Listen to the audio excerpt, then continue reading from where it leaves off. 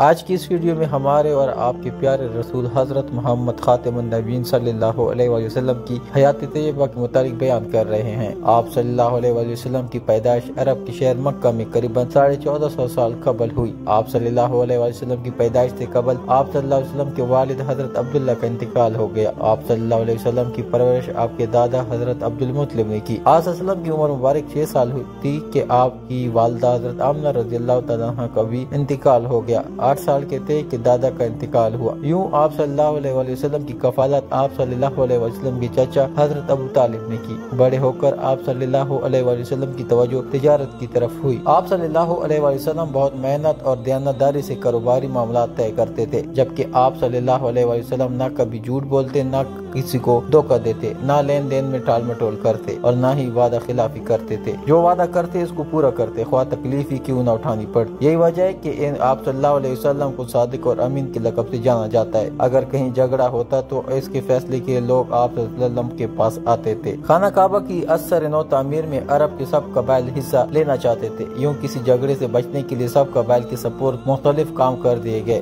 مگر حجر اسود نصب کرنے میں مشکل آن پڑی۔ یہ سبھی قبائل چاہتے تھے کہ ان کی تنصیب وہ کرے۔ کئی روز تک یہ جھگڑا رہا۔ آخر طے کیا گیا کہ جو صبح سویرے سب سے پہلے کعبہ میں داخل ہوگا وہی اس کا فیصلہ کرے گا۔ اگلی ہی روز کعبہ میں سب سے پہلے داخل ہونے والے حضرت محمد صلی اللہ علیہ وآلہ وسلم تھے۔ حضرت محمد صلی اللہ علیہ وآلہ وسلم نے حجر اسود کی تنصیب کا فیصلہ یوں کیا کہ اس پتھر کو ایک بڑی چادر پر رکھا اور تمام قبائل کے سرداروں کو اس چادر کا ایک ایک کونا پکڑنے کو کہا گیا۔ یوں اس پتھر کو خانہ کعبہ کے قریب لا کر دیوار میں نصب کر دیا گیا، اور اس کے ساتھ ہی آپ صلی اللہ علیہ وآلہ وسلم نے لوگوں کو باہمی طور پر مل جل کر کام کرنے کا طریقہ سکھایا، اور یہ معاملہ خوش اسلوبی سے طے پایا گیا۔ آپ صلی اللہ علیہ وسلم کام سے فارغ ہو کر غار حرا میں تشریف لے جاتے اور وہاں چپ چاپ عبادت میں مشغول رہتے۔ حضرت محمد صلی اللہ علیہ وآلہ وسلم نے جب پہلی بار انسانوں کو خدا کا پیغام سنایا تو اس وقت آپ صلی اللہ علیہ وسلم کی عمر مبارک 40 سال تھی، اور آپ صلی اللہ علیہ وسلم نے اللہ کے پیغام کے ذریعے انسانوں کو برائیوں کو چھوڑنے اور اچھے کام کرنے کی تعلیم دی۔ حضرت محمد صلی اللہ علیہ وسلم سے پہلے عرب کی حالت بہت خراب تھی۔ ان لوگوں کی زندگی لوٹ مار میں گزرتی اور پورا عرب قبائل میں بٹا ہوا تھا، جو معمولی سے معمولی بات پر لڑائی کرنے لگ جاتے۔ ان لڑائیوں میں صلح کی کوئی صورت نہ تھی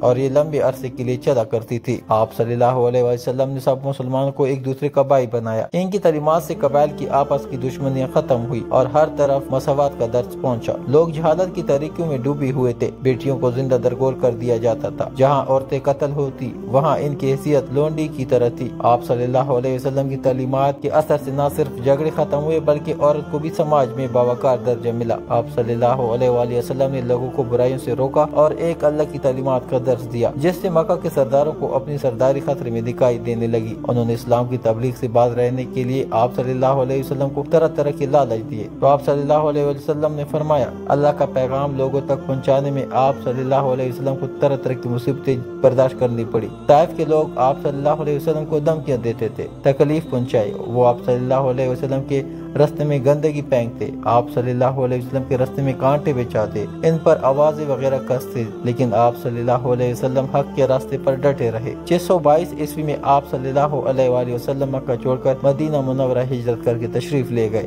اس وقت آپ صلی اللہ علیہ وآلہ وسلم کی عمر 53 سال تھی۔ یہاں کے لوگوں نے اشاعت اسلام میں آپ صلی اللہ علیہ وسلم کا بھرپور ساتھ دیا۔ یہاں پر آپ صلی اللہ علیہ وسلم نے خود مسجد کی تعمیر میں حصہ لیا۔ ان کے ساتھ آپ صلی اللہ علیہ وآلہ وسلم کا چھوٹا سا حجرہ مبارک تھا۔ آپ صلی اللہ علیہ وآلہ وسلم کسی بڑے دربار یا محل میں نہ رہتے تھے۔ 10 سال کے اندر اسلام پورے عرب میں پھیل گیا۔ آپ صلی اللہ علیہ وآلہ وسلم نے ہمیشہ سادہ زندگی بسر کی۔ آپ ذاتی کام خود اپنے ہاتھوں سے کرتے تھے، بیماریوں کی تیمارداری اور مزاج پرسی کرتے، بچوں سے شفقت سے پیش آتے، غریبوں کی مدد کرتے تھے۔ 63 برس کی عمر میں آپ صلی اللہ علیہ وسلم کا وصال ہوا اور آپ صلی اللہ علیہ وآلہ وسلم مسجد نبی کے حجر میں مدفون ہے۔ مسلمانوں کے عقیدے کے مطابق ختم نبوت سے مراد یہ ہے کہ حضور اکرم صلی اللہ علیہ وسلم اللہ تعالیٰ کے آخری نبی اور آخری رسول ہیں۔ اللہ رب العزت نے آپ صلی اللہ علیہ وسلم کے اس جہاں میں بیچ کر بعض انبیاء کا سلسلہ قطر فرما دیا ہے۔ اب آپ صلی اللہ علیہ وسلم کے بعد کوئی نبی مبعوث نہیں ہوگا۔ حضور نبی اکرم صلی اللہ علیہ وسلم کی ختم نبوت کا ذکر قرآن حکیم کی 100 سے بھی زیادہ آیات میں نہایت ہی جامع انداز میں صراحت کے ساتھ بیان کیا گیا ہے۔ ارشاد خداوندی ترجمہ: محمد صلی اللہ علیہ وسلم تمہارے مردوں میں سے کسی کے باپ نہیں، لیکن وہ اللہ کے رسول ہیں اور سب انبیاء کے آخر میں سلسلہ نبوت